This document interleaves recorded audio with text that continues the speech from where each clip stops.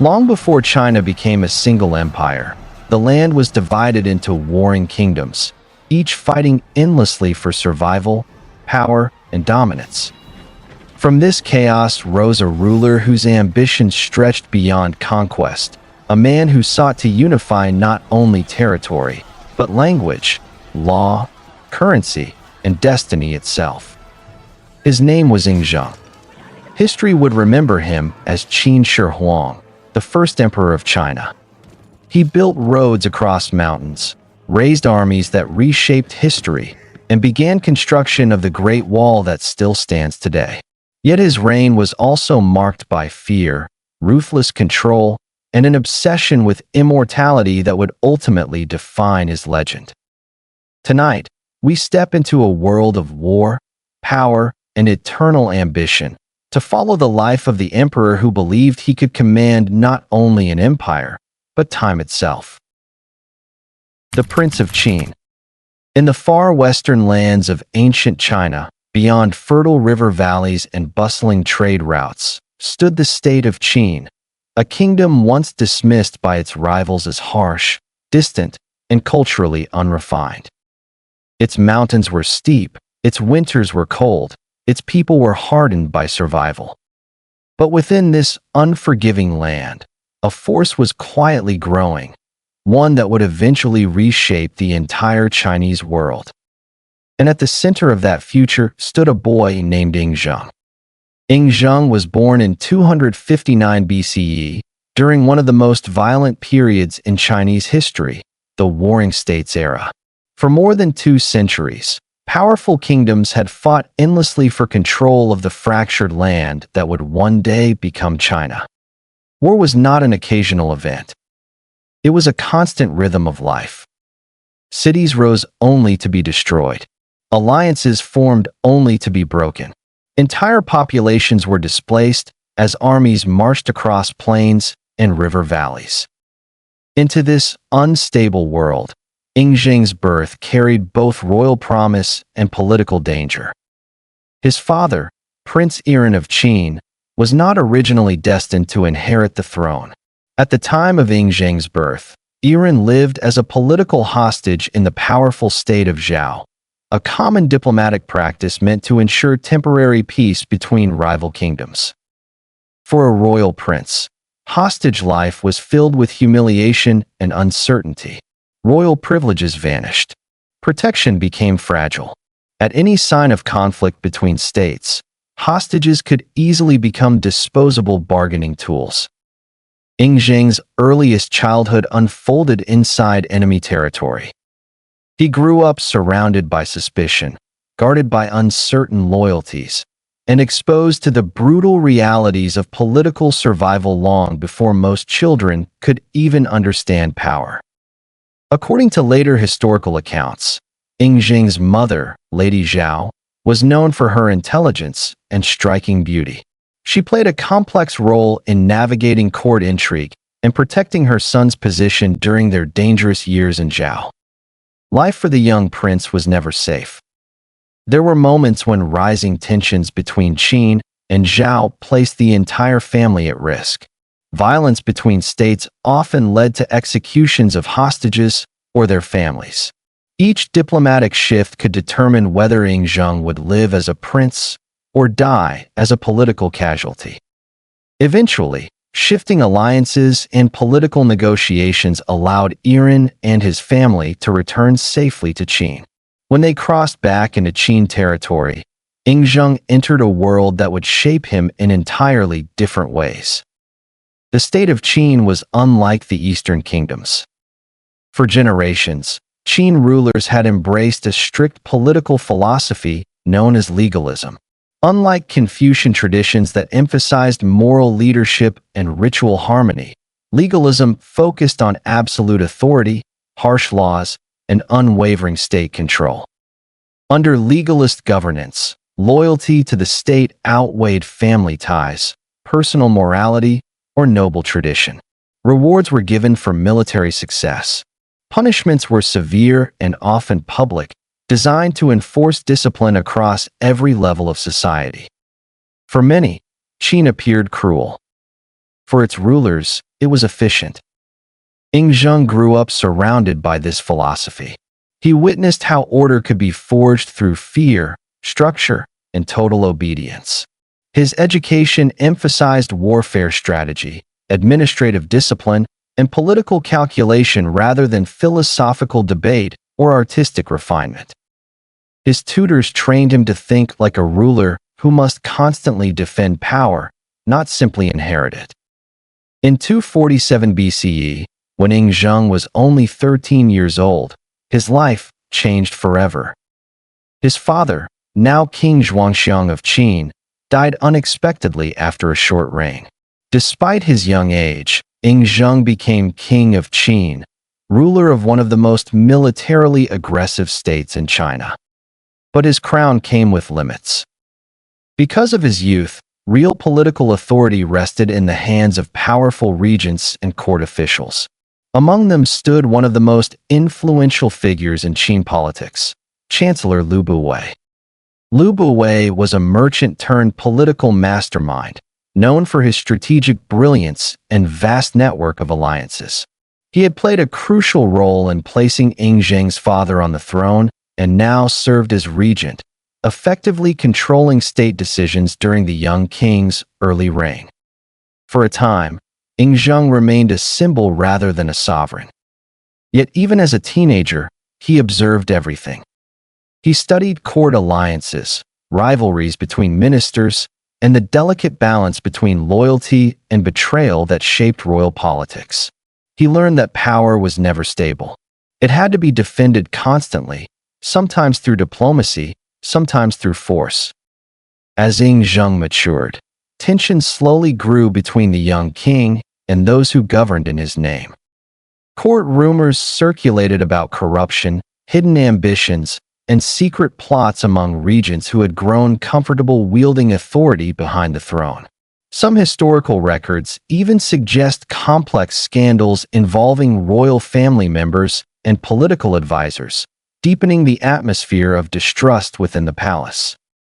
By his late teenage years, Zheng had begun forming his own network of loyal supporters within the court and military command.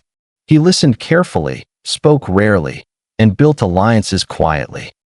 Those who underestimated him saw only a young ruler shaped by others. They failed to see the strategist forming beneath his silence.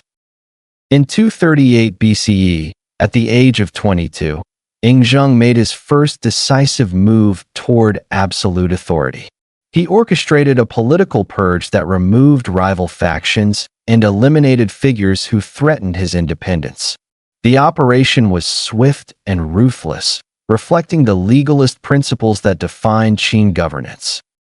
From that moment forward, Zheng no longer ruled under guidance. He ruled alone.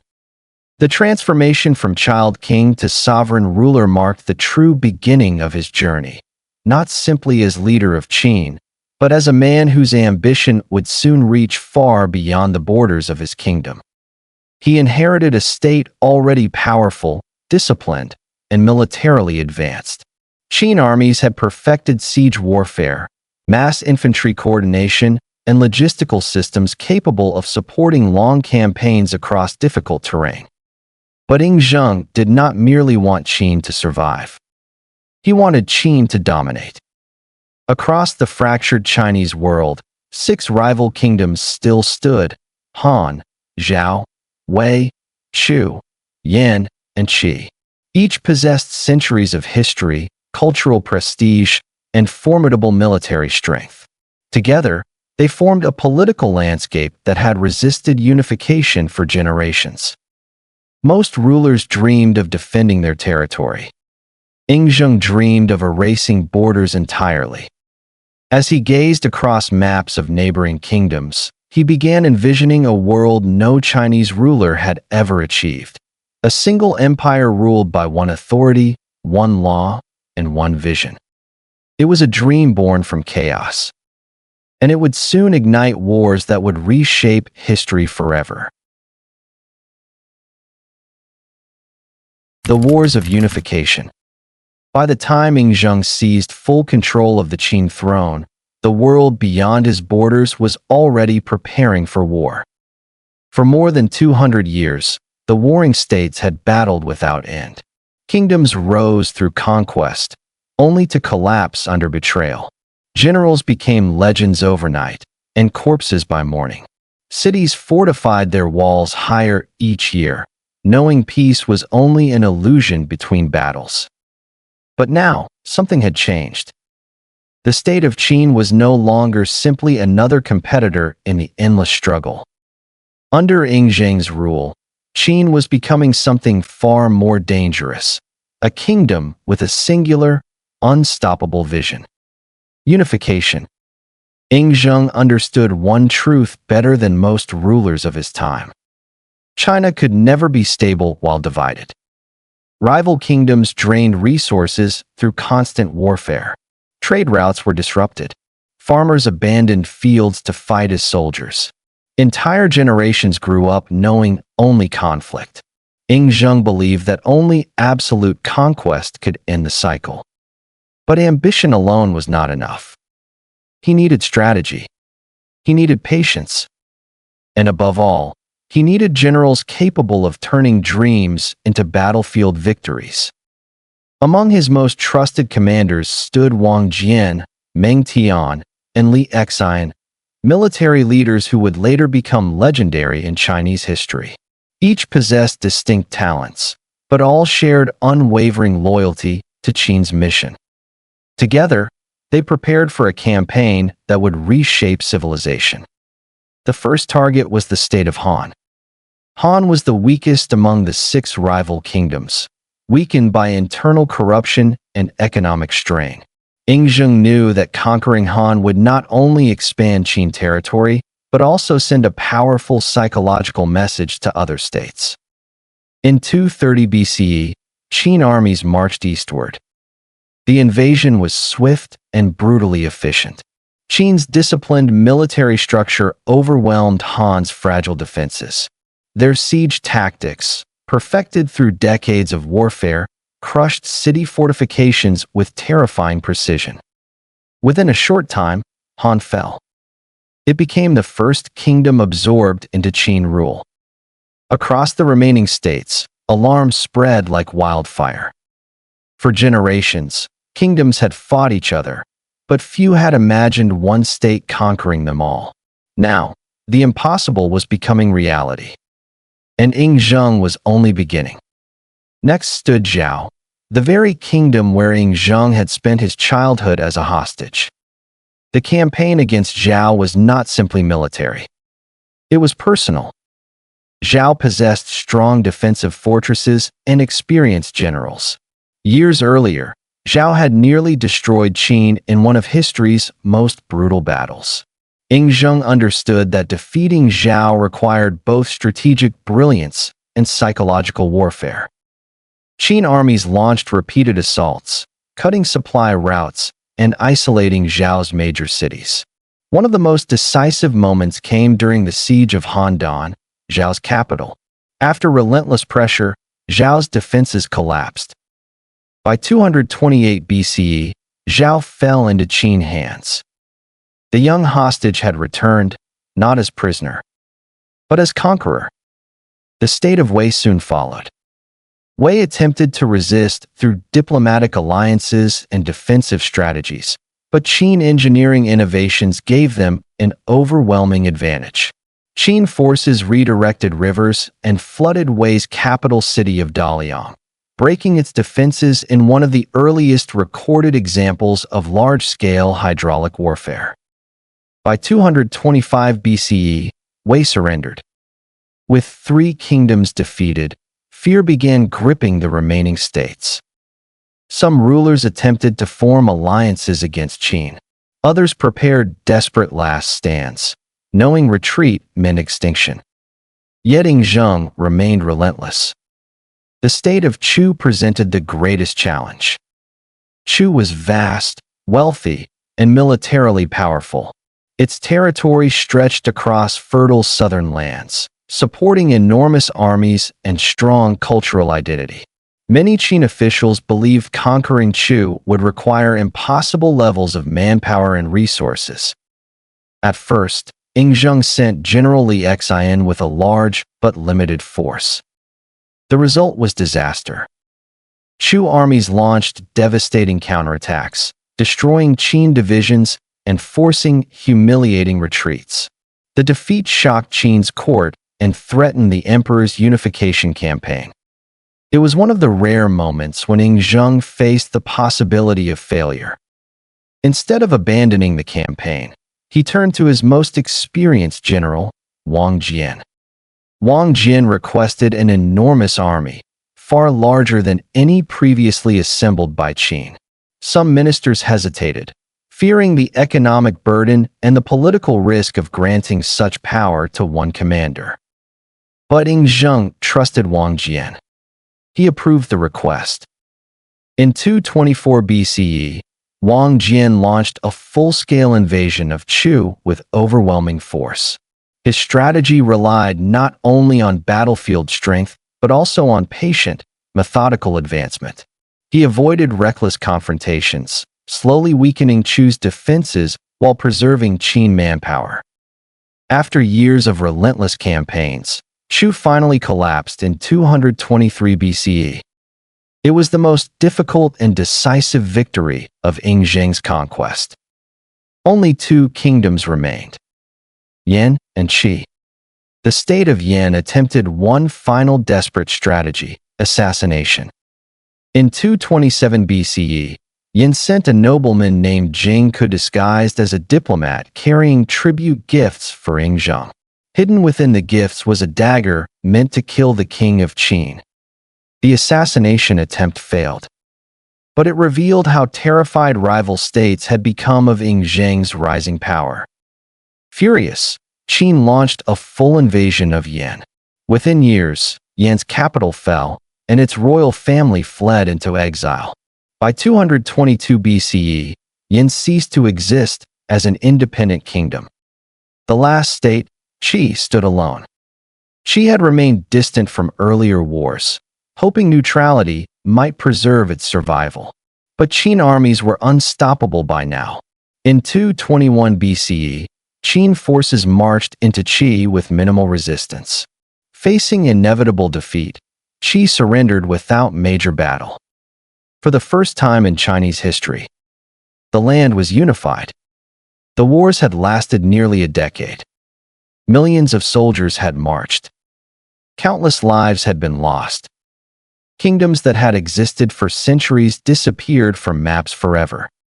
And standing at the center of this transformed world was Yingzheng, ruler of a territory larger than any Chinese state had ever controlled.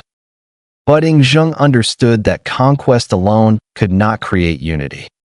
Different regions used different writing systems, currencies, laws, and cultural traditions. Without reform, the empire could easily collapse back into division. He needed something stronger than military victory. He needed to reshape civilization itself. In 221 BCE, Yingzheng declared himself Qin Shi Huang, the first emperor. Not simply a king among kingdoms, but the ruler of a unified empire that would define China for thousands of years. His next ambition would not be conquest of land, but conquest of time, culture, and legacy. And the measures he would take to achieve that vision would forever change the course of history. The birth of an empire. When the final kingdom surrendered in 221 BCE, silence spread across a land that had known only war for centuries. Armies stopped marching. Fortress gates slowly opened. And for the first time in memory, the territories that stretched from the Yellow River to the southern jungles answered to a single ruler. Yingzheng stood at the center of this transformed world, but he understood something few conquerors in history ever realized. Winning an empire was only the beginning. Holding it together would be far more difficult. The newly unified territory was enormous, but it was also fragile. For generations, each kingdom had developed its own systems of writing, currency, law, measurement, and government structure.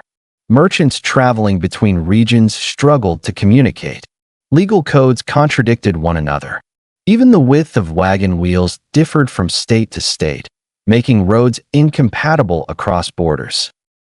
Divisions still existed, hidden beneath the illusion of unity. If Qin Shi Huang wanted his empire to survive beyond his lifetime, he needed to erase those differences completely. His solution was radical. He would standardize everything. One of his most influential reforms was the unification of written language. Before Qin's victory, Chinese writing existed in many regional variations. Though the characters shared common roots, different states used unique styles that made official communication slow and inconsistent. Qin Shi Huang ordered the creation of a standardized script known as small seal script.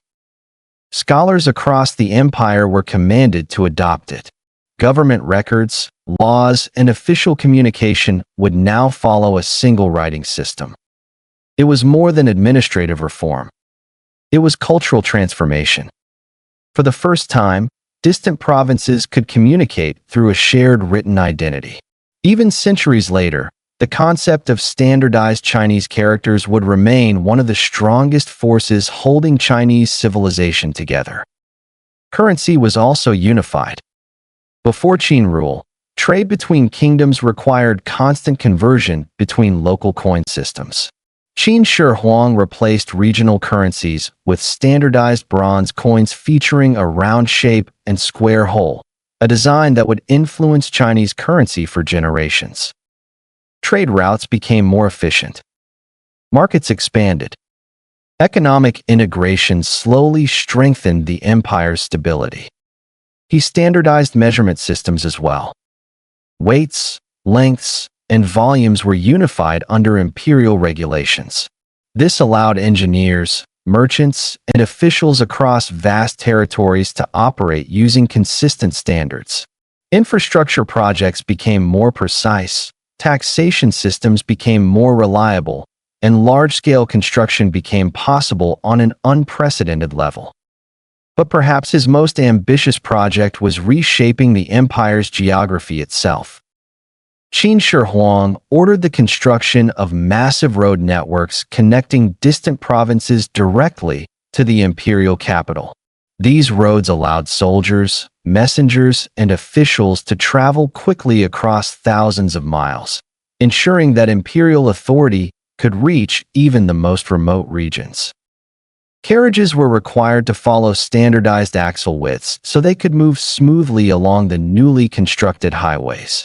What seemed like a small regulation symbolized a much larger transformation. Every movement within the empire now followed the emperor's design.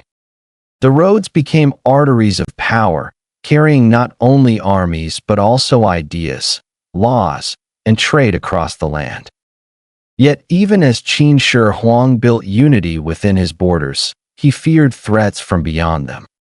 Northern nomadic tribes had raided Chinese states for centuries, striking border settlements before disappearing into the vast grasslands. Previous kingdoms had built defensive walls to protect their territories, but these fortifications remained isolated and disconnected. Qin Shi Huang ordered them joined. Hundreds of thousands of laborers, soldiers, and prisoners were sent north to link existing walls into a continuous defensive barrier. Over time, these projects would form the earliest foundation of what later generations would call the Great Wall of China. The construction was grueling. Workers labored under harsh weather conditions across mountains and deserts. Many never returned home. The wall rose slowly across the northern frontier, standing as both protection and symbol, a reminder that the emperor's reach extended even to the edges of the known world. Inside the empire, Qin Shi Huang also transformed the government itself. He abolished the feudal system that had allowed noble families to rule regional territories for generations. Instead, he divided the empire into administrative districts directly controlled by officials appointed by the central government. Local rulers no longer inherited power through bloodline loyalty. Authority flowed only from the emperor. This system strengthened centralized control, but also eliminated the influence of powerful aristocratic families who might one day challenge imperial rule. However, unity through reform came with a cost. Qin Shi Huang believed that intellectual disagreement threatened stability. He favored legalism, a philosophy that emphasized strict law, discipline, and absolute obedience to authority. Other schools of thought, particularly Confucian scholars who promoted moral leadership and traditional rituals, often criticized his harsh governance. According to historical records, Qin Shi Huang ordered the suppression of rival philosophical texts. Many books were burned, and scholars who resisted imperial doctrine faced punishment. Historians have debated the full extent of these actions for centuries, but the message was clear. In Qin's empire, unity required control, and control required silence. Despite controversy, Qin Shi Huang's reforms reshaped civilization at a scale rarely seen in history. He transformed scattered kingdoms into a centralized state. He created infrastructure that connected vast territories. He standardized systems that allowed commerce, communication, and governance to operate across an enormous population. For the first time, the idea of China as a single political and cultural entity began to take permanent form. Yet as the empire grew stronger, Qin Shi Huang's ambitions grew darker. Victory had united the land. Reform had unified the people. But the emperor began to fear one enemy he could never conquer through armies or laws: time. He became increasingly obsessed with the idea of immortality.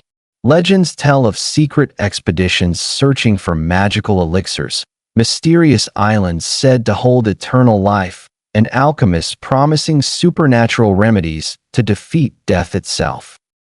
While his empire expanded outward, Qin Shi Huang's thoughts turned inward, toward a battle that no ruler had ever won.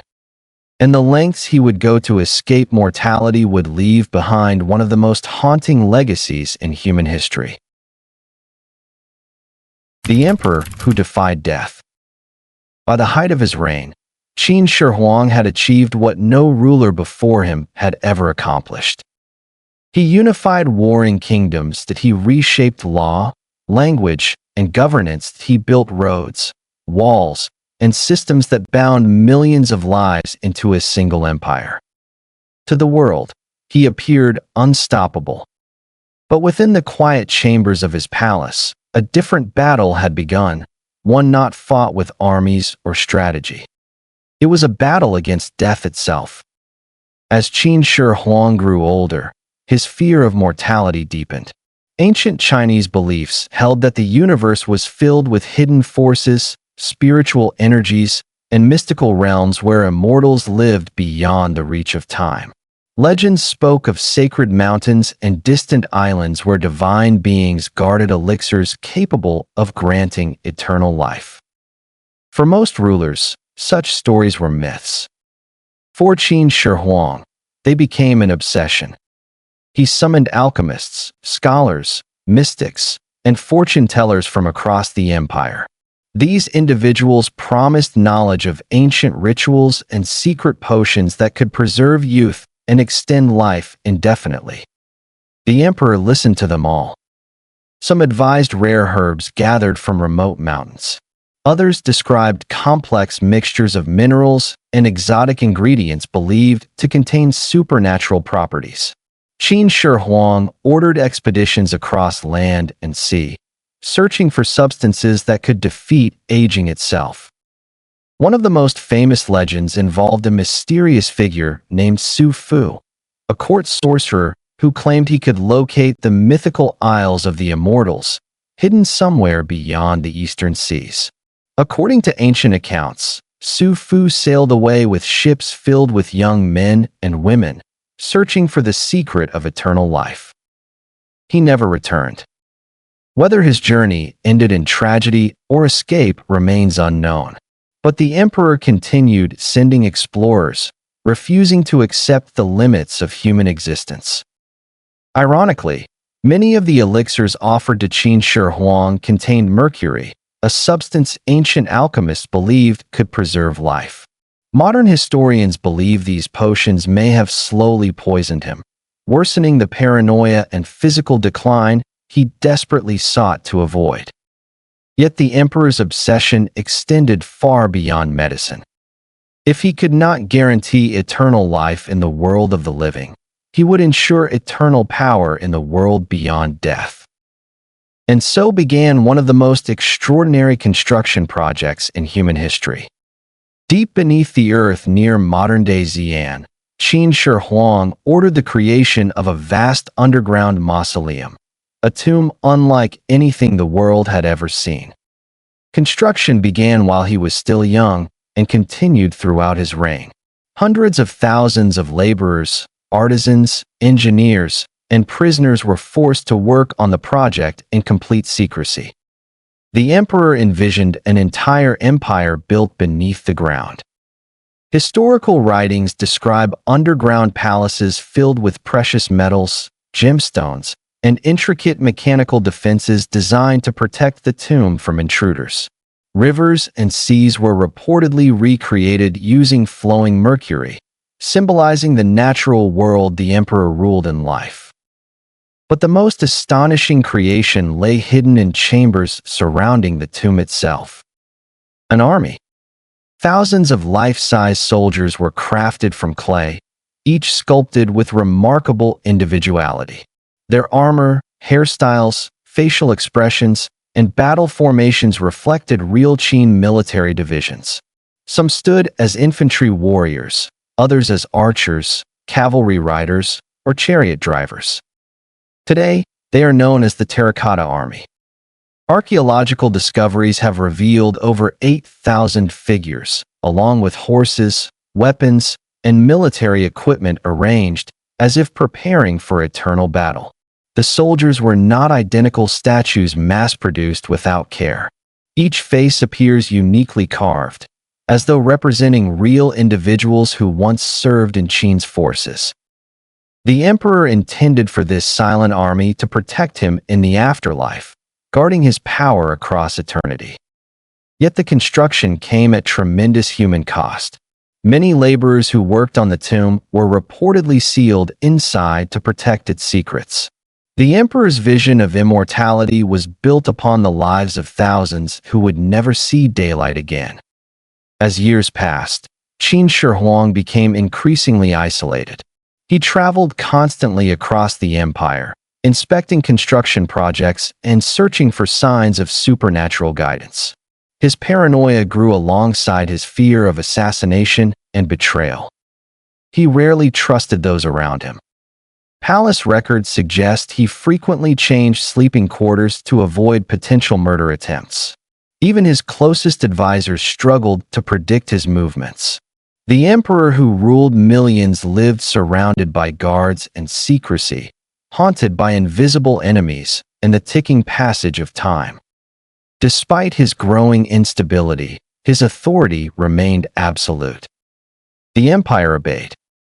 During one of his inspection journeys in 210 BCE, Qin Shi Huang's health began to fail.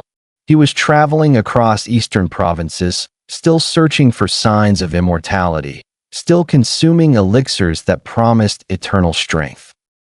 But his body could no longer endure the poisons he believed would save him. Far from the capital, the emperor died unexpectedly. His death presented a crisis for the empire he had spent his life building. Officials feared that sudden announcement of his passing could spark rebellion across newly conquered territories. For weeks, his death was kept secret while his body was transported back toward the capital. Historical accounts describe how carts filled with fish accompanied the funeral procession, disguising the smell of decay to prevent suspicion among soldiers and citizens along the route. Even in death, secrecy surrounded the emperor. Qin Shi Huang was buried within the vast mausoleum he had spent decades constructing. The underground empire he created became his final resting place, guarded by silent clay warriors who would stand watch for thousands of years. His dream of immortality through magic had failed, but in another sense, he had achieved it. His name would never disappear from history. After his death, the fragile balance of power he maintained through fear and control began to collapse. Court conspiracies erupted. Rebellion spread across provinces exhausted by heavy labor demands and harsh laws. The empire Qin Shi Huang had forged through conquest and reform would soon face its greatest test: survival without its creator. And the collapse that followed would reveal both the brilliance and the fragility of his legacy.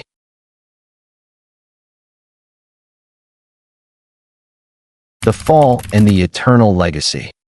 When Qin Shi Huang was laid to rest beneath the earth, guarded by silent armies of clay and surrounded by the treasures of an empire, it seemed as though his power would continue forever.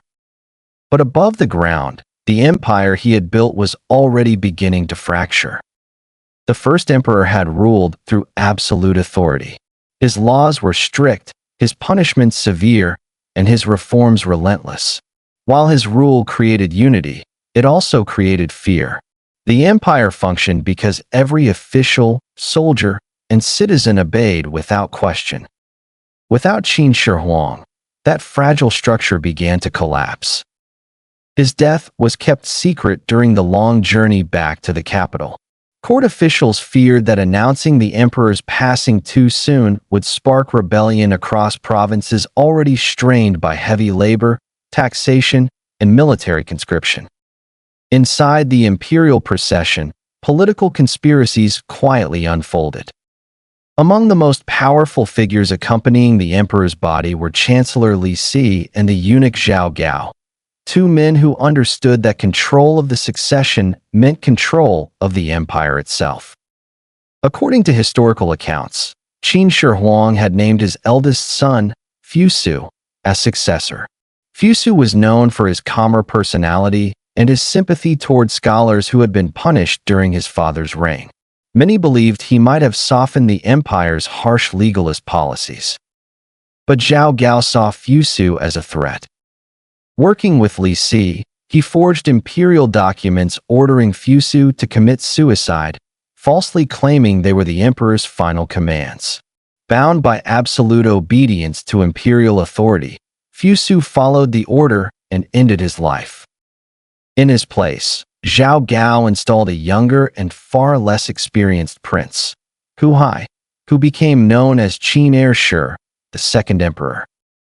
The decision would change everything. Unlike his father, Qin Shi lacked both political strength and military authority. He relied heavily on Zhao Gao, whose influence over the throne grew rapidly. Court officials who questioned the new emperor were removed or executed. Government corruption spread through administrative ranks as fear replaced loyalty. Meanwhile, the people of the empire were reaching their breaking point. Qin Shi Huang's massive construction projects, roads, canals, defensive walls, and the imperial tomb had required enormous labor forces. Farmers were taken from fields. Families were separated. Heavy taxes drained local communities struggling to recover from decades of war.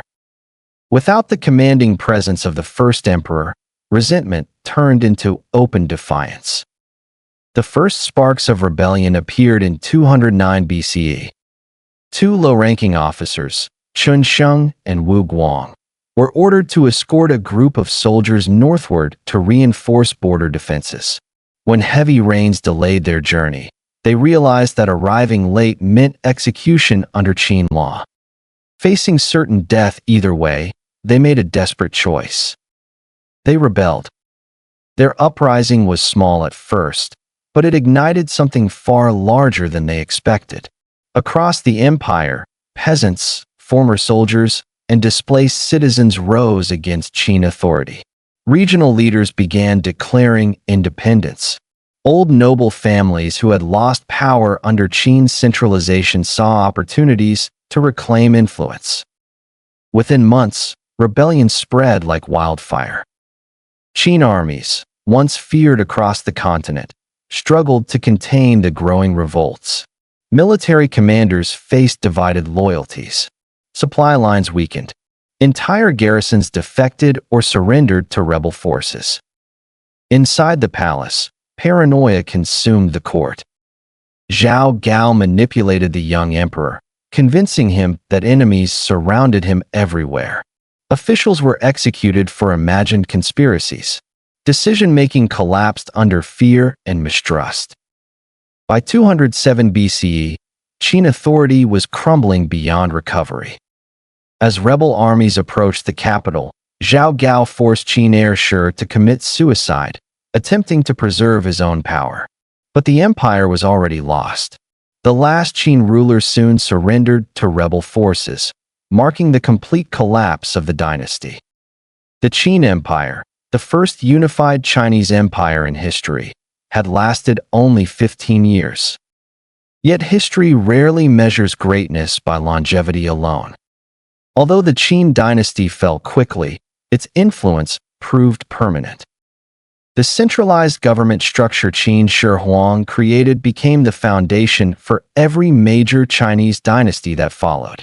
The system of imperial administration, standardized law, and direct state control over provinces shaped governance for more than 2,000 years. His standardization of written language allowed communication across vast territories, strengthening cultural unity long after his dynasty disappeared. Even modern Chinese script traces its origins to the reforms he ordered. Standardized currency and measurement systems transformed trade and engineering, helping China evolve into one of the most economically and technologically advanced civilizations of the ancient world. The roads he built connected regions that had once existed as isolated kingdoms. And the Great Wall, begun under his command, would expand across centuries, becoming one of humanity's most recognizable monuments. Perhaps the most haunting symbol of his legacy remained hidden beneath the earth for more than 2,000 years. In 1974, farmers digging a well near Xi'an uncovered fragments of clay that led archaeologists to one of the greatest discoveries in history, the terracotta army. Row after row of silent warriors emerged from the soil, standing in formation exactly as they had when placed there to guard their emperor in eternity. Each face, each expression, seemed to carry echoes of an empire that once ruled with unmatched authority. The discovery reminded the world that Qin Shi Huang's story had never truly ended. It had simply been waiting beneath the surface. Historians continue to debate his legacy. To some, he was a tyrant, a ruler who built unity through fear, forced labor, and intellectual suppression. His harsh laws and ruthless methods caused suffering across millions of lives. To others, he was a visionary, a leader who ended centuries of war, created the blueprint for Chinese civilization, and established the concept of a unified nation that continues to exist today. Perhaps he was both. A man shaped by chaos who believed order required absolute control. A ruler who conquered death not through immortality, but through history itself. Long after the Qin dynasty vanished, later emperors inherited the empire he imagined. Dynasties would rise and fall, but the idea of a unified China, governed from a central authority, would endure. And somewhere beneath the earth, guarded by silent soldiers who would never age, the first emperor still rests within the empire he built for eternity. His body returned to dust, but his vision continues to shape the world. And so, the story of Qin Shi Huang slowly fades into silence. An emperor who rose from a world of endless war, who united kingdoms beneath a single banner, and who dared to believe that even death could be conquered. His empire fell not long after he was gone, Yet the foundations he built never disappeared. The roads he ordered still echo beneath modern cities. The walls he began still stretch across mountains and deserts. The language he unified still carries the voice of a civilization thousands of years later. And deep beneath the earth, an army of silent warriors still stands watch, patient, unmoving, eternal. Perhaps Qin Shi Huang never found the immortality he sought through alchemy or legend. But history granted him something far greater. He became a name that time itself could not erase. Thank you for listening, and when you're ready, another story from history will be waiting for you.